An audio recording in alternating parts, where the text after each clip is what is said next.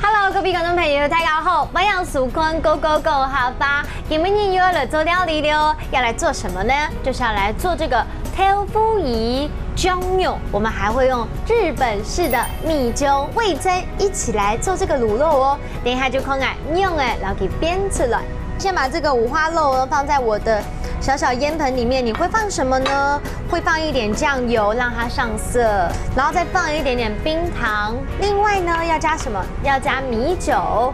接下来呢，我会加蒜头。那蒜头呢，其实是辛香料当中一个很好的调味料，稍微的腌制一下。好，我们现在等到了1个小时，让它腌制入味之后，接下来呢，我要下去炸。可是炸的目的呢，就是要把它的油脂逼出来。接下来呢，我要调它的 sauce 的部分，我结合了客家的豆腐乳，也是我们今天要学的第一个词哦，就是叫做豆腐仪。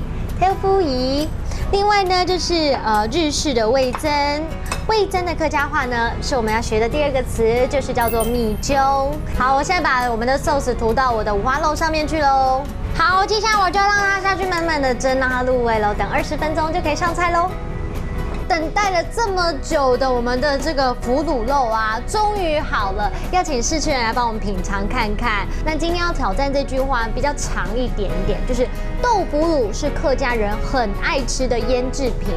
豆腐仪係客家人當好食嘅種菜，豆腐儀係客家人當好食嘅種菜。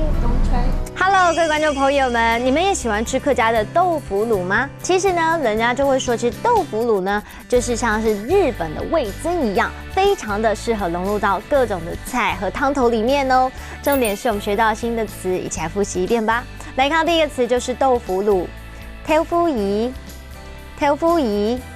第二个呢就是味增，米酒。第三个，我们来学到一整句话哦。来看到这句话就是。豆腐乳是客家人很爱吃的腌制品，豆腐儀係客家人都好食嘅種菜。豆腐儀係客家人都好食嘅種菜。你们都有学会了吗？记得多多练习喽！豆腐乳真的是一个很好下饭的食材。好，明天见，拜拜。